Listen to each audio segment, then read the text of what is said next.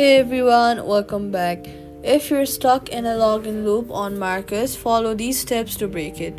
First of all, go ahead and swipe up from the bottom of your screen, look for the app, and then swipe it away. After that, you're going to go ahead and reopen it.